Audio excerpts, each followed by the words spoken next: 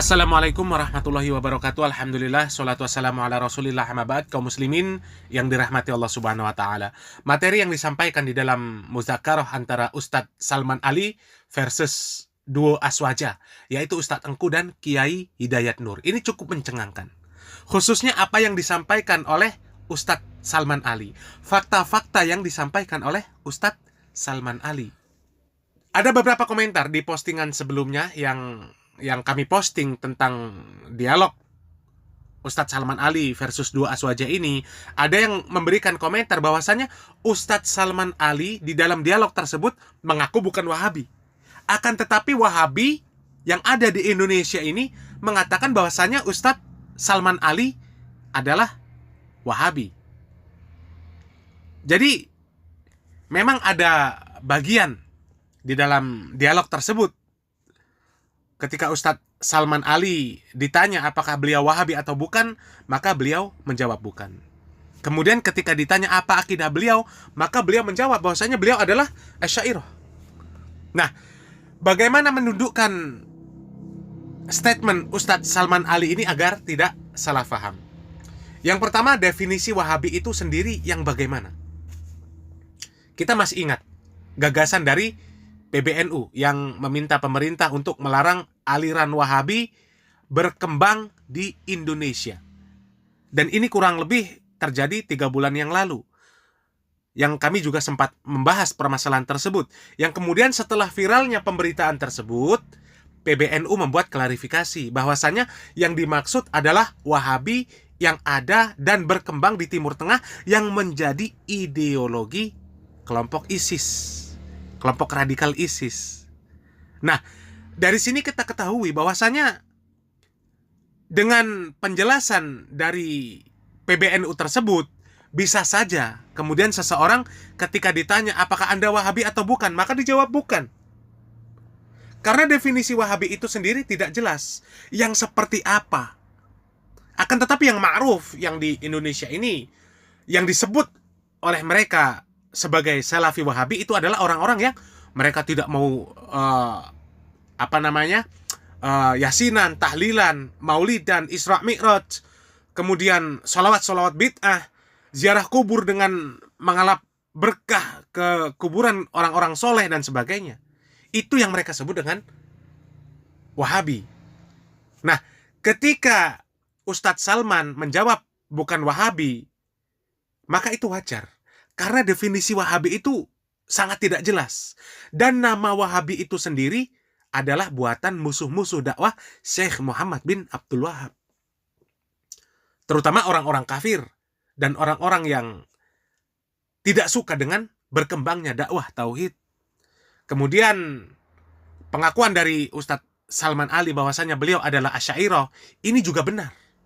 Akan tetapi Asy'ariyah di fase ketiga, di mana Imam Abul Hasan Al-Asy'ari ini mengalami tiga fase pemahaman akidah. Yang pertama Mu'tazilah, ya. Dan ini ma'ruf, bisa kita mencari referensi bahwasanya memang Imam Abul Hasan Al-Asy'ari ini mengalami 3 fase pemahaman akidah, perubahan. Fase pertama Mu'tazilah, fase yang kedua mengikuti mazhab Ibnu Qulab yang sekarang kita kenal dengan akidah sifat 20, dan kemudian fase ketiga di mana beliau kembali kepada Ahlus Sunnah wal Jamaah mengikuti manhaj salafus soleh, dan kemudian mengarang kitab, salah satunya adalah Al-Ibanah.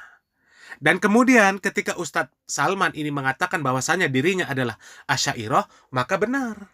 Akan tetapi mengikuti fase ketiga Imam Abul Hasan Al-Asy'ari, di mana fase ketiga tersebut adalah Ahlus Sunnah wal Jamaah. Kembali membahas dialog Ustadz Salman Ali versus dua Aswaja. Kali ini membongkar fakta bagaimana perbandingan ekstrim dan takfirinya kelompok Asy'ariyah. Mereka yang sebenarnya lebih parah, ya, dan ternyata lebih parah di dalam fakta, realita, di dalam sejarahnya. Akan tetapi yang mereka suarakan adalah justru Syekh Muhammad bin Abdul Wahab lah yang ekstrim dan takfiri. Kita simak videonya. Seterusnya, isu terakhir, isu perang. Banyak menumpahkan darah katanya. Banyak menumpahkan darah, oleh itu keluar daripada Ahli Sunnah wal Jamaah. Tuan-tuan, kita buat perkiraan. Muhammad bin Abdul Wahab, dalam masa 48 tahun dia mula perang, 58 sampai 1206, dia terlibat dalam 163 perperangan. Dia kafirkan orang, orang kafirkan dia balik. Fair, square. Kalau keluar dari semua, boleh keluar semua sekali, keluar dari Sunnah. Tapi dalam peperangan 163 peperangan ni, kita kira dia membunuh, terlibat kematian lebih kurang 4,000 ke 5,000 orang. Boleh rujuk dalam Unwan al-Majd fi Tarikh Najd. Okey, dia ni banyak bunuh orang, keluar dari Sunnah wal Jamaah. Apa pula yang dilakukan oleh tokoh Asy'ariyah, iaitu Ibn Tumat. Ibn Tumat di Maghrib, dalam 7 peperangan dia di Maghrib, 9 tahun, dalam tarikh Dimashq disebutkan dia bunuh lebih daripada 200 orang. 200,000 orang. Asif. Ini disebutkan oleh Ibnu Katsir sebut, dalam beberapa hari sahaja dia telah membunuh 70,000 orang. Beberapa hari, satu occasion. 70,000 orang mati dibunuh.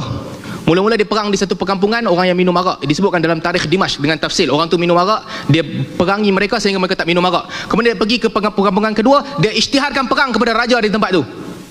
Kerana apa? Kerana mereka dituduh mujassimah. Mereka dituduh mujassimah.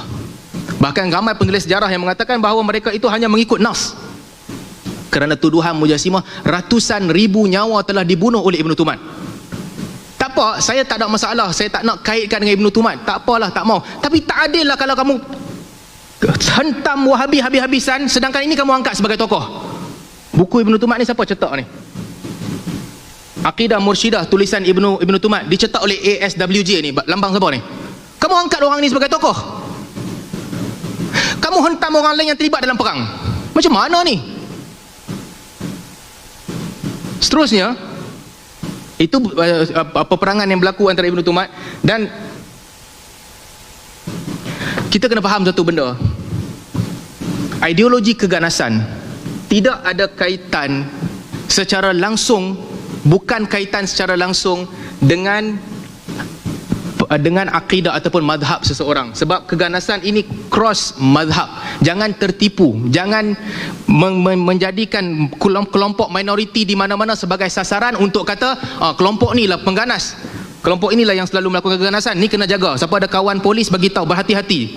Kalau tidak, kita akan biarkan keganasan yang paling besar bermaharajalela, kita sentiasa menjadikan hadaf kita kelompok-kelompok minoriti. Lihat sejarah, kita akan lihat dengan jelas. Di Malaysia sendiri, contohnya di Malaysia, cerita Al-Ma'unah ni tuan-tuan semua tahu. Cerita Al-Ma'unah, apa yang jadi? Amin Al-Ma'unah ini dalam rakam, boleh tengok, boleh cek dalam YouTube, ada video didedahkan. Apabila dia ditanya oleh DCP Abdul Razak, pasal apa yang hang perang ni? Apa katanya? Aku dapat arahan daripada orang atas. Siapa orang atas? Nujabak ke, wali jenis wali budalak ke, wali Raus ke, siapa? Dia tak boleh nak jawab. Dia pengetahuan dia dekat tu je. Boleh tak saya ambil ni, saya kata tarikat-tarikat yang percaya ada arahan langsung daripada wali di atas menyebabkan berlaku keganasan. Saya boleh buat kalau nak buat begitu. Bukti jelas. Dia bukan Wahabi ya. Dia bukan Wahabi. Dia mengikut arahan para wali. Ini trend tarikat.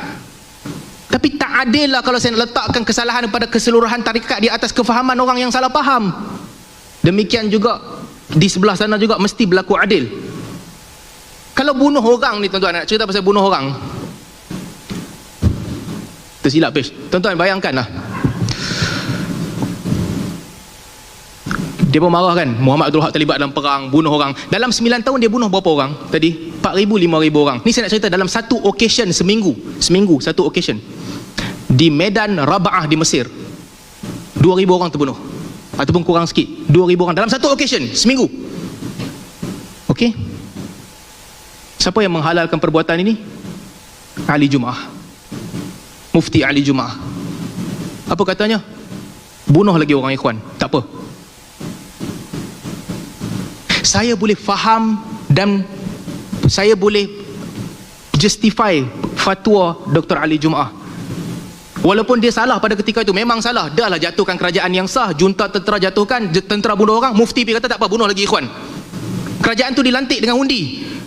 Saya boleh bersifat keras, menghentam beliau habis-habisan dan mengaitkan tindakan beliau dengan Asy'ariyah, boleh. Tapi kita tak nak buat begitu. Sebab itu perkataan keganasan, perkataan takfir kena berhati-hati. Kalau nak gunakan perkataan ini, dia akan melibatkan dan kena pada ramai orang. Seterusnya, ini berkaitan dengan Ibn Tumat. Saya pinjam jawapan daripada Dr. Aiman. Katanya, bila orang cerita pasal Ibn Tumat bunuh orang, berperang dan sebagainya, katanya peperangan dan pertumbahan darah adalah sebuah perkara yang biasa terjadi kepada mereka seperti catatan sejarah yang merekodnya. Kadang-kadang seseorang itu dipaksa berperang demi hidup. Kerana tidak, ia akan dibunuh dan dinasti yang berkuasa, dia akan dibunuh oleh dinasti yang berkuasa. Dalam buku ni, muka surat 16. Amboi, bukan main dengan Ibn Tumat boleh justify.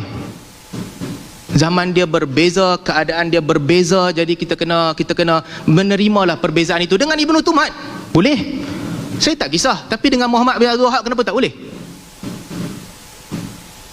Saya bukan nak main isu game macam dulu. Dah verify tak dengan anak Muhammad Abdul Wahab? Kalau nak tanya soalan tu tak habis ya. Kita boleh buat, tapi saya tak nak main game macam tu. Dan seterusnya, ini jawapan yang dibuat oleh Dr. Aiman. Jawapan Kiai Idrus Ramli pula katanya, setelah dia tahu dan dia baca tentang semua kerosakan yang dilakukan oleh tokoh Asy'ariyah ini, katanya umat Islam Asy'ariyah tidak pernah menjadikan Ibn Tumat sebagai ulama mu'tabar dalam mazhab Asy'ariyah. Tak pernah pula. Bahkan umat Islam tidak banyak mengenal ketokohan beliau. Ini kata Kiai Idrus Ramli. Dalam Aqidah Mursyidah pula katanya, pada akhir-akhir ini nama Ibn Tumat menjadi bahan tuhmahan dan ikon yang dianggap negatif. Lebih-lebih lagi, kitab ini dipuji oleh banyak sekali ulama seperti Imam Subki, Imam As-Sanusi dan lain-lain. Mana satu nak pegang ni? Singa Aswaja ke? ARG ke? Tentang Ibn Tumat. Poin saya, kalau tentang pembunuhan, orang lain buat juga, jangan salahkan satu kelompok. Kalau tentang takfir, ramai orang buat takfir ni. Kita tak boleh ubah orang di luar sana. Kita tak boleh ubah pandangan ulama lama. Tapi kita boleh berdiri matang di tengah-tengah. Sebagaimana Ahmad Tayyib buat, walaupun kita tak setuju dengan dia. Terima semua dalam lapangan ahli sunnah wal jamaah. Maturidi, Asy'ariyah, Salafi. Terima semua, itulah penyelesaian dia. Kalau kita nak main kafirkan setiap kelompok, keluarkan, sesatkan setiap kelompok, kita tak akan selesaikan apa-apa masalah pun. Atas masalah-masalah ijtihad. Dan orang yang mengikut kelompok ini sebenarnya tak tahu pun tafasil yang kamu sebutkan tadi. Mereka tak tahu. Jadi ini yang saya nak tekankan. Ringkasnya, pada pandangan saya, aliran Wahabi ada perbezaan dengan ahli sunnah wal jamaah, Asy'ariyah dan Maturidi. Okey, ada perbezaan, betul. Adakah mereka ekstrim? Ada mereka ekstrim di sebahagian tempat. Sebagaimana mazhab lain juga ada ekstrim. Tapi apakah itu membolehkan keluarkan mereka dari ahli sunnah wal jamaah? Tak boleh. Dan kerajaan Malaysia juga takkan buat begitu. Jadi saya berhenti setakat ni dulu. Kaum muslimin yang dirahmati Allah Subhanahu wa taala, dari jalannya dialog mereka ini tentu membuka wawasan kita bahwa yang selama ini dituduhkan kepada Syekh Muhammad bin Abdul Wahab itu adalah dusta. Sesuatu yang ditambah-tambah, dilebih-lebihkan, dibesar-besarkan. Dan bagaimana tanggapan mereka ketika dihadapkan dengan fakta bahwasanya seorang tokoh Asy'ariyah ini luar biasa. Luar biasa, berdarah-darah.